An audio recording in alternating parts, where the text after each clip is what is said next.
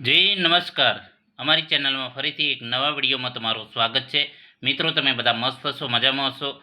મિત્રો, GSRTC driver અને conductor માટે જે સિલેબસ પ્રમાણે રોડ સેફ્ટીનો ઇમ્પોર્ટન્ટ ટોપિક આવે છે, તો એ ટોપિક વિશે આ વિડીયોમાં ચર્ચા કરીશું. રોડ સેફ્ટી વિશે જે અગાઉ પરીક્ષામાં પૂછાયેલા પ્રશ્નો 50 MCQ વિશે ચર્ચા કરીશું. Road safety. તો મિત્રો, અત્યારે હાલમાં ડ્રાઈવર કંડક્ટરના ફોર્મ ભરાવાના ચાલુ છે. કંડક્ટર માટે ખુશખબર છે કે જેમને ફોર્મ ભરતી વખતે લાયસન્સ, તેમના બેજ નંબર અને ફર્સ્ટ એડની જરૂર નહીં પડે. તો જે મિત્રો 12 પાસ છે એ ફોર્મ ભરી લેજો. પછી પણ તમે ફર્સ્ટ એડ, લાયસન્સ અને બેજ નંબર એ કઢાવી શકશો. બરાબર? તો અત્યારે ફોર્મ ભરી દો. બીજી જે ફર્સ્ટ એડ, લાયસન્સ ને એ જે પ્રોસેસ ફોર્મ ભર્યા પછી પણ તમે મતલબ કે ડીવી વખતે તમારે રજૂ કરવાનું રહેશે, એટલે ચિંતા કરવાની નથી જરૂર. જે પણ મિત્રો છે 12 પાસ, તો એ લોકો આમાં ફોર્મ ભરી દો.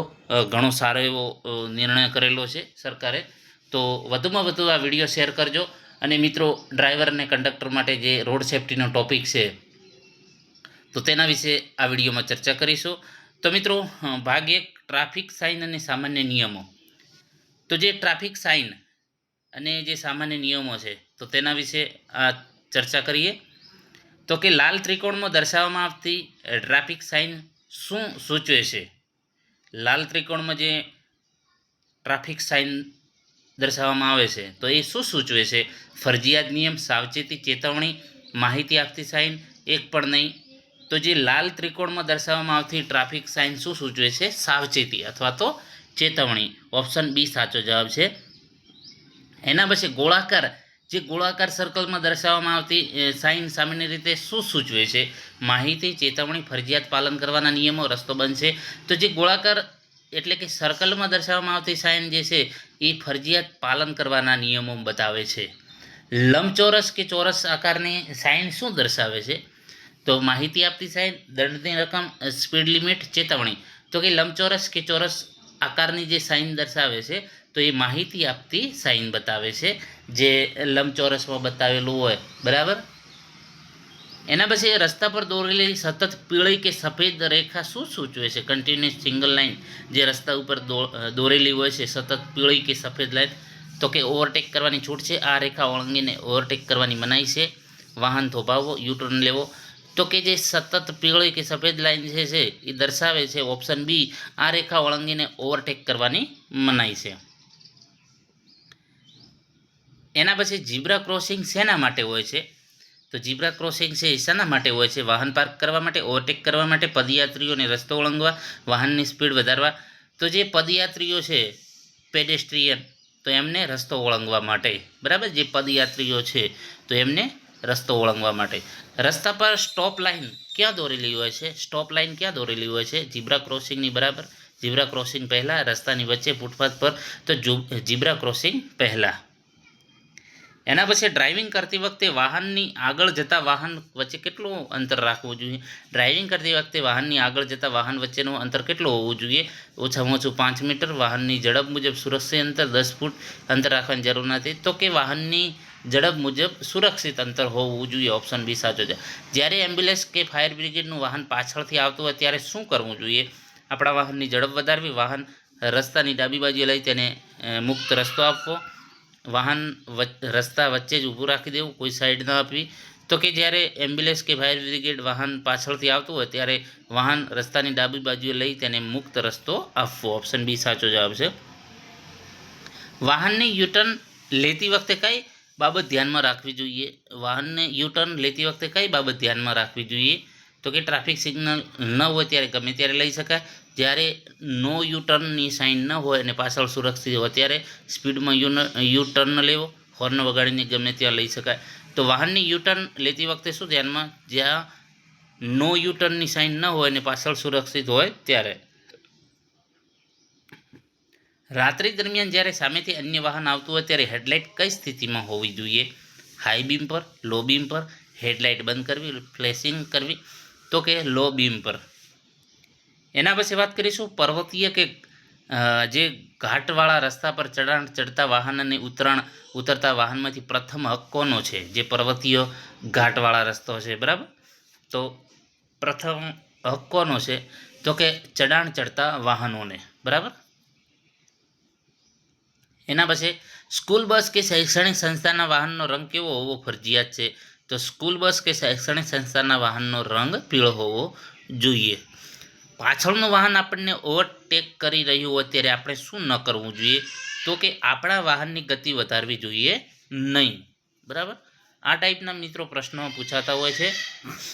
ટ્રાફિક સિગ્નલમાં સતત ચાલુ બંધ થતી ફ્લેશિંગ લાઇટ, લાલ લાઇટ શું સૂચવે છે? તો જે ટ્રાફિક સિગ્નલમાં સતત ચાલુ બંધ થતી ફ્લેશિંગ લાલ લાઇટ શું સૂચવે છે? વાહન સંપૂર્ણ થોભાવો, ટ્રાફિક જુઓ અને સુરક્ષિત જણાય તો આગળ વધો. એના પછી ટ્રાફિક સિગ્નલમાં પીળી લાઇટ શું સૂચવે છે? તો જે ટ્રાફિક સિગ્નલમાં પીળી લાઇટ શું સૂચવે છે? વાહન થોભાવવા તૈયાર થવું અથવા તો સ્ટોપ લાઇન ક્રોસ કરી ગયા હોય તો રસ્તો ક્લિયર કરવો. ઓપ્શન બી સાચો જવાબ છે. એના પછી જે મોટર વ્હીકલ એક્ટ અને લીગલ જોગવાઈઓ એના વિશે ચર્ચા કરીશું. તો મોટર વ્હીકલ એક્ટ મુજબ વાહન ચાલતી વખતે મોબાઈલનો ઉપયોગ કરવા બદલ કઈ કલમ હેઠળ દંડ થાય છે? તો તેનો સાચો જવાબ છે કલમ 184, ડેન્જરસ ડ્રાઇવિંગ. ઓપ્શન બી સાચો જવાબ. દારૂ પીને જે ડ્રિંક એન્ડ ડ્રંક વાહન ચલાવવા બદલ મોટર વ્હીકલ એક્ટની કઈ કલમ હેઠળ ગુનો બને છે? તો ઓપ્શન બી 185મી કલમ નંબર, બરાબર. કલમ 185 મુજબ બ્રેથ ઓનલાઇઝર ટેસ્ટમાં પ્રતિ 100 મિલી લોહીમાં આલ્કોહોલનું પ્રમાણ કેટલાથી વધુ હોય તો ગુનો બને છે? તો તેનો સાચો જવાબ છે 30 mg, બરાબર. એનાથી જો વધુ હોય તો ગુનો બને છે. એના પછી ટ્રુ વ્હીલર પર હેલ્મેટ ન પહેરવા બદલ સુધારેલ એક્ટ મુજબ કેટલો દંડ થઈ શકે છે? તો તેનો સાચો જવાબ છે 1000 અને 3 મહિના માટે લાયસન્સ સસ્પેન્ડ. ફોર વ્હીલરમાં સીટ બેલ્ટ ન બાંધવા બદલ નવા નિયમો મુજબ કેટલો દંડ જોગવાઈ છે? તો 1000 રૂપિયા. મોટર વ્હીકલ એક્ટની કઈ કલમ હેઠળ કંડક્ટર લાયસન્સની જોગવાઈ કરવામાં આવી છે? તો કલમ 29માં. ઓપ્શન સી સાચો જવાબ. સગીર વયના બાળક દ્વારા વાહન ચલાવવામાં આવે તો સુધારેલા કાયદા મુજબ વાહનના વાલીને કેટલો દંડ અને સજા થઈ શકે? તો તેને 25,000 દંડ અને 3 વર્ષની કેદ તેમજ રજિસ્ટ્રેશન 12 મહિના માટે રદ. ઓપ્શન બી સાચો જવાબ છે. ફાયર હાઇડ્રન્ટની નજીક વાહન પાર્ક કરવા અંગેનો શું નિયમ છે? તો ફાયર હાઇડ્રન્ટની જે નજીક વાહન કરવા અંગેનો શું નિયમ? ત્યાં પાર્કિંગ કરવાની સખત મનાઈ છે. લર્નિંગ લાયસન્સની વેલિડિટી કેટલા સમયની હોય છે? તો લર્નિંગ લાયસન્સની વેલિડિટી 6 મહિનાની હોય છે. કમર્શિયલ કે ટ્રાન્સપોર્ટ વાહન ચલાવવા માટે લાયસન્સ મેળવવાની લઘુત્તમ વયમર્યાદા કેટલી હોય છે? તો કમર્શિયલ કે ટ્રાન્સપોર્ટ વાહન ચલાવવા માટે લઘુત્તમ જે વયમર્યાદા 20 વર્ષ છે. મોટર વ્હીકલ એક્ટની કઈ કલમ મુજબ અકસ્માતના કિસ્સામાં ઘાયલ વ્યક્તિને તબીબી સારવાર આપી એ ડ્રાઈવર કંડક્ટરની ફરજ છે? તો કલમ 134માં નંબર. ઓપ્શન બી સાચો જવાબ છે. ગોલ્ડન અવર એટલે શું? તો ગોલ્ડન અવર કોને કહેવાય છે? તો ગોલ્ડન અવર જે માર્ગ અકસ્માત પછીનો પ્રથમ 1 કલાક જેમાં તાત્કાલિક સારવારથી જીવ બચી શકે તો તેની ગોલ્ડન અવર. મોસ્ટ આઈએમપી પ્રશ્ન છે, આ પ્રશ્ન પૂછાયેલો છે. ઓવર સ્પીડિંગ એટલે કે નિયત ગતિ કરતાં વધુ ઝડપે વાહન ચલાવવા બદલ કઈ કલમ હેઠળ દંડ થાય છે? તો કલમ 112, 183. ઓપ્શન એ સાચો જવાબ છે. ઇમરજન્સી વાહનો જેમ કે એમ્બ્યુલન્સને રસ્તો ન આપવા બદલ કેટલા દંડની જોગવાઈ છે?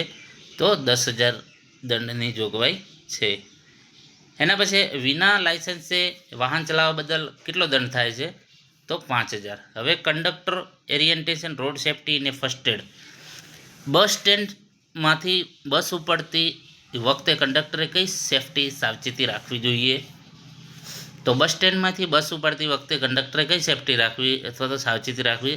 તો કે તમામ મુસાફરો બેસી ગયા અને દરવાજો બંધ છે તેની ખાતરી કરી ડબલ બેલ મારવી. ઓપ્શન એ સાચો જવાબ છે. ચાલુ બસે મુસાફરોને ચડવા કે ઉતારવા દેવો એ કેવું કૃત્યુ છે?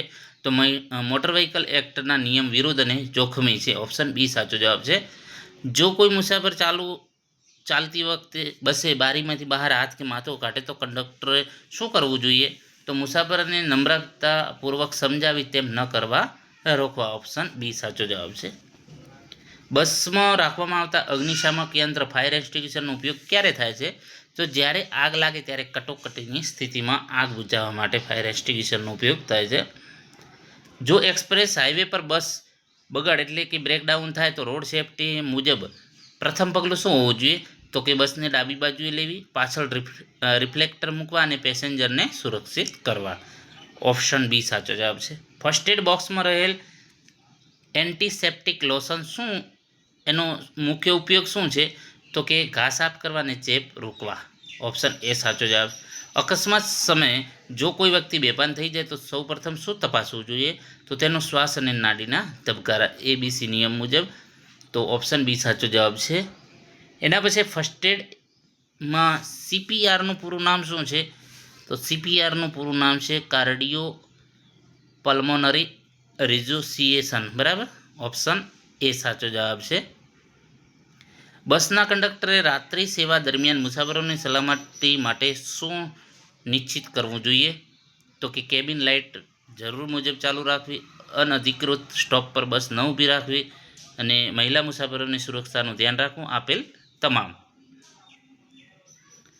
એના પછી ધુમ્મસવાળા વાતાવરણમાં વાહન ચલાવતી વખતે કઈ લાઇટનો ઉપયોગ કરવો જોઈએ?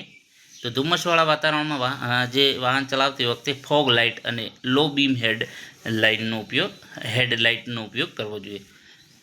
વાહન ટ્રાફિક સિગ્નલ પર ઊભું હોય ત્યારે ઈંધણ બચાવવા શું કરવું જોઈએ? તો એન્જિન બંધ કરવું, સ્વિચ ઓફ કરવું.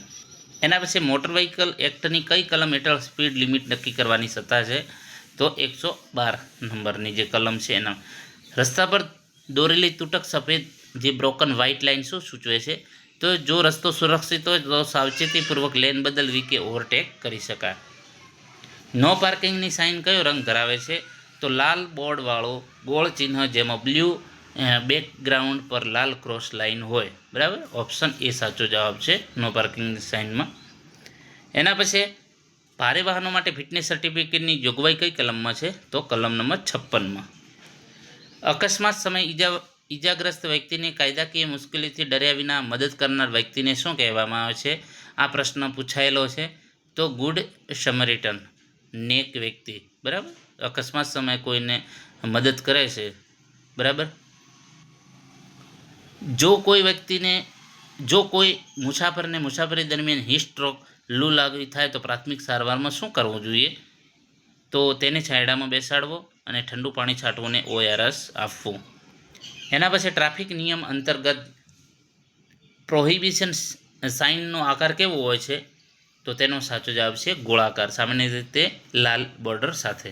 કંડક્ટર તરીકે ફરજ બજાવતી વખતે બસમાં વિસ્ફોટ કે જોખમી પદાર્થ લઈ જવાની મનાઈ કઈ કલમ હેઠળ છે? તો કલમ 190. રસ્તા ઉપર રાઉન્ડ અબાઉટ ગોળ ચક્કર પર પ્રથમ હક કોનો હોય છે? તો કે જે વાહન ગોળ ચક્કરની અંદર ઓલરેડી ડાબી બાજુએથી આવી રહ્યું હોય તેનો. મોસ્ટ IMP પ્રશ્ન છે, આ પણ પ્રશ્ન પૂછાય એવો છે. તો મિત્રો, જે IMP પ્રશ્નો છે તો આવનારી પરીક્ષામાં તમને ખૂબ જ ઉપયોગી સાબિત થશે. અગાઉ જે આ પ્રશ્ન પૂછાયેલા છે અને ફરીથી પણ પૂછાયેલા IMP પ્રશ્ન છે. તો મિત્રો, વધુમાં વધુ વિડીયો શેર કરો અને જો તમારો સાથ સપોર્ટ હશે તો ડ્રાઈવર કંડક્ટરના તમામ સિલેબસ આપણે ફ્રીમાં પૂરો કરી આપશું. તો વધુમાં વધુ વિડીયો શેર કરો.